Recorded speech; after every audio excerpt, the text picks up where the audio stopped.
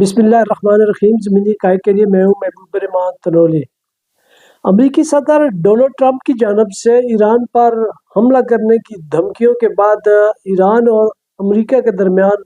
کشیدگی کی فضا عروج پر پہنچ گئی ہے، اور یہ امکانات ظاہر کیے جا رہے ہیں کہ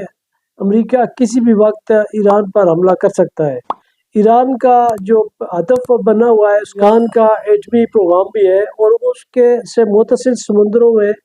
جو امریکی فوج ہے اس کے طیارے فلائنگ کر رہے ہیں، اور وہ کسی حد تک امکان ظاہر کیا جا سکتا ہے کہ کسی بھی وقت وہ اٹیک کر سکتے ہیں، کیونکہ جو ڈیڈ لائن تو دی تھی ٹرمپ نے وہ اس سے تقریباً وقت قریب آ گیا ہے۔ آج سے تقریباً 2 ماہ پہلے جب اقتدار سنبھالا تھا امریکی صدر ڈونلڈ ٹرمپ نے، تو انہوں نے ایک خط کے ذریعے ایران سے یہ مطالبہ کیا تھا کہ وہ ایٹمی پروگرام بند کر دے اور اس پر امریکہ سے مذاکرات کرے۔ اس کے جواب میں ایران نے جواب دے دیا تھا، اور ایرانی میڈیا کے مطابق یہ جواب عمان کی وساطت سے دیا گیا، اور ایران نے واضح کر دیا تھا کہ ایران کے جو ترجمان وزارت خارجہ ہے اسماعیل بقائی کے مطابق کہ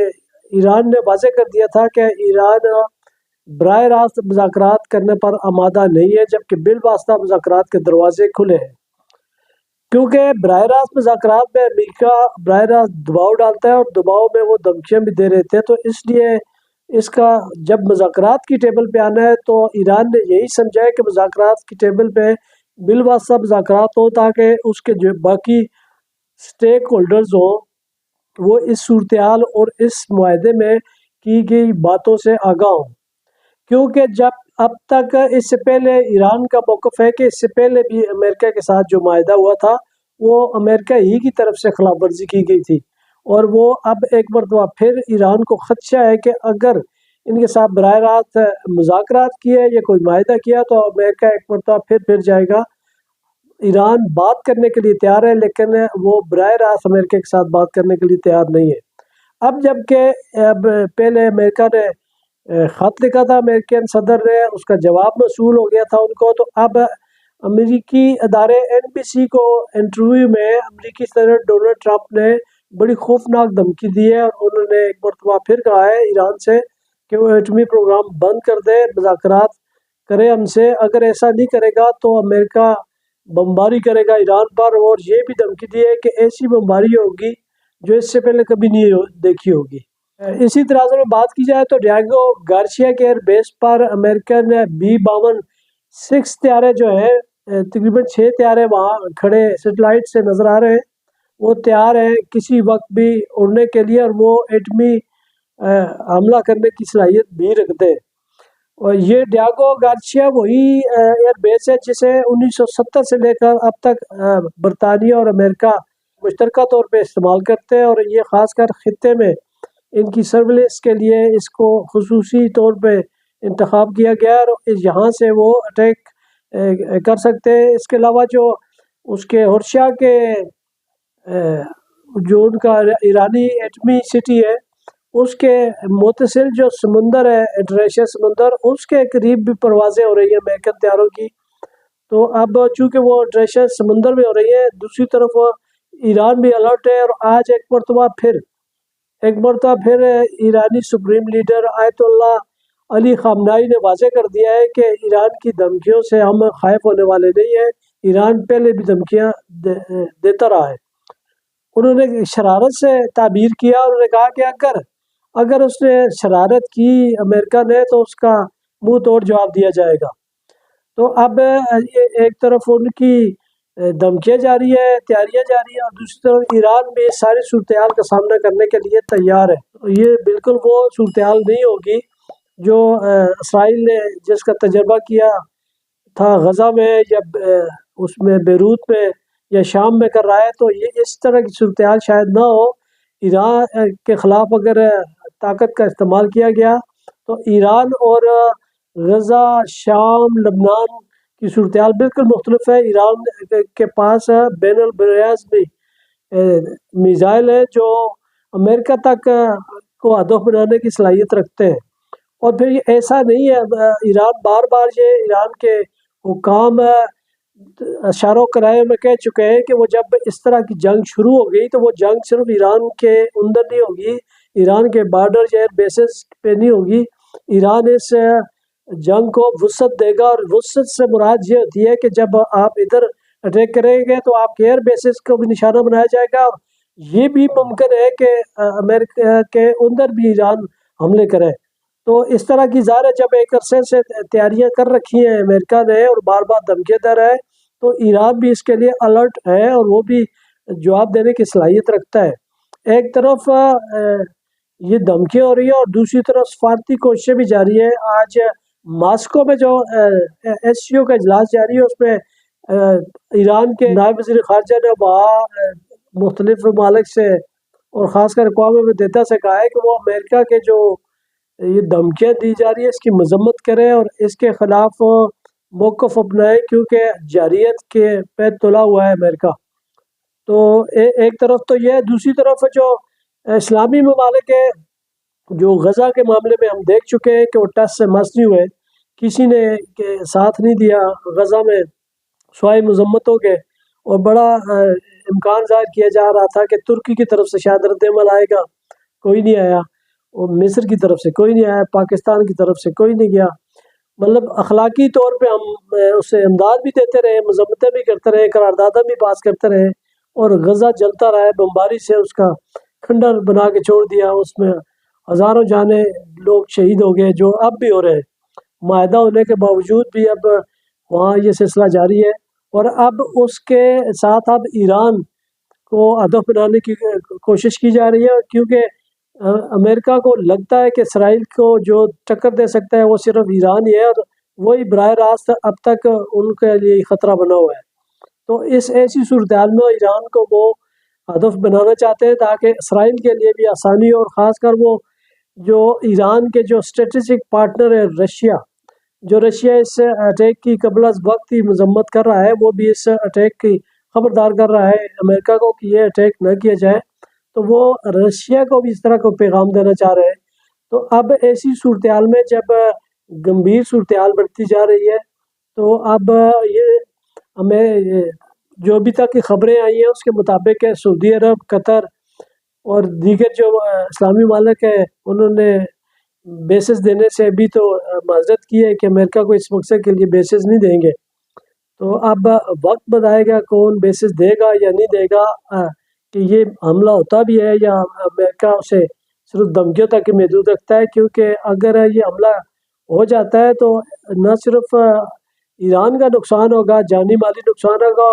تو ظاہر ہے امریکہ کو بھی اس کے نتائج تو بھگتنا ہوں گے، یہ عام سی جنگ تو نہیں ہوگی۔ اب انہوں نے ایک مرتبہ افغانستان میں 2 مرتبہ شکست کھا کے جا چکا ہے امریکہ، اور اس افغانستان سے جا چکا ہے جس کے پاس نہ کوئی اس طرح کے طیارے تھے، نہ کوئی اس طرح کا اسلحہ تھا، نہ اس طرح کے میزائل تھے، نہ اس طرح کی باقاعدہ فوج تھی،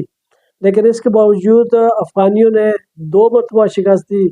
امریکہ کو۔ تو اب ایسے میں جب یہ ایران میں آئے گا اٹیک کرنے تو ظاہر ہے وہاں بھی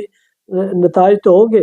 وہ یہ صرف یک طرفہ کہہ دینا کہ وہ آئے گا اور آ کے تباہ کر دے گا ایسا ممکن نہیں ہے، اس کا جواب اسے ملے گا۔ تو اس صورتحال میں عالمی برادری کو بالخصوص اقوام متحدہ کو قبل از وقت اقدامات کرنے کی ضرورت ہے، اس سے پہلے کہ امریکہ اٹیک کر دے، کیونکہ امریکہ نے ایک طرف یہ دھمکی دی ہے اٹیک کرنے کی، اور دوسری طرف یہ بھی بتایا گیا ہے کہ تیاریاں بالکل جاری ہیں، کسی وقت بھی یہ ہو سکتا ہے، اور اس طرف الرٹ بھی کر دیا گیا ہے اپنے تیاروں کو، اور وہ پوری تیاری کر رہے ہیں۔ تو ایسے میں عالمی برادری اور بالخصوص امت مسلمہ کے وہ ممالک جن کے امریکہ سے تعلقات اچھے ہیں، وہ چاہیں تو کوئی کردار ادا کر سکتے ہیں، لیکن اب معاملہ صرف مذاکرات کا ہی رہ گیا ہے، کیونکہ اتنی لمبی بات نہیں ہے۔ ایران آمادہ ہے مذاکرات پہ، جب ایران آمادہ ہے تو خاص کر اسلامی ممالک کو مداخلت کرنی چاہیے، کیونکہ اگر براہ راست نہیں کر رہا تو اس کا واضح موقف ہے، اس کے پیچھے واضح جواز موجود ہے ایران کے پاس، تو اس میں وہ اسی لیے مذاکرات بھی براہ راست نہیں کرنا چاہ رہا۔ ایرانی کابینہ کے اجلاس اختتام میں ایرانی صدر ڈاکٹر مسعود نے بھی اس بات کی نفی کی ہے کہ براہ راست مذاکرات نہیں کیے جائیں گے۔ تو ایسے میں جب بار بار اسے سپریم لیڈر آیت اللہ علی خامنائی، ایرانی صدر ڈاکٹر مسعود، ایرانی ترجمان دفتر خارجہ، یہ بار بار یہ واضح کر چکے ہیں کہ مذاکرات براہ راست امریکہ سے نہیں ہوگے، تاہم وہ مذاکرات کے لیے راضی ہیں۔ تو ایسے میں جب ایک دروازہ کھلا ہے، کھڑکی کھلی رکھی ہوئی ہے، وہ اس طرح کا کوئی ہارڈ کور موقف بھی نہیں اپنا رہے، تو اس طرح جو خاص کر دوست ممالک ہیں اس کے، ایران کے، روس ہے، اسلامی ملک میں اگر ان کا کوئی ویل وشر ہے، وہ چین، ان کو قبل از وقت اقدامات کرنے کی ضرورت ہے۔ اگر خدا نخواستہ اس اگلے 24 گھنٹوں میں یا 48 گھنٹوں میں کوئی اٹیک ہو جاتا ہے تو اس کے بعد کے مذاکرات اور پہلے کے مذاکرات میں بہت فرق ہے، کیونکہ اگر بات مذاکرات کے ذریعے ہونی ہے تو پھر جنگ تک پہنچنے سے پہلے ہی مذاکرات ہو جائیں، تاکہ یہ جانی مالی نقصان نہ ایران کو، نہ امریکہ کو، اور نہ ہی خطے کے دیگر ممالک کو اس طرح کے اثرات سے نمٹنا پڑے، کیونکہ ظاہر ہے جب وہ اس طرح کی جنگ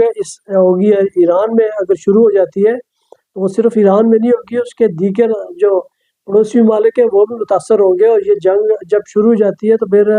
وہ خطہ کی کوئی بھی محفوظ نہیں رہتا، اس کے اثرات سب تک پہنچتے ہیں۔ یہ کوئی چھوٹی سی بات ہے، بڑی بات ہے، اور اس کے لیے جو ہے بالکل تیاریاں ہو رہی ہیں۔ اس صورتحال میں اب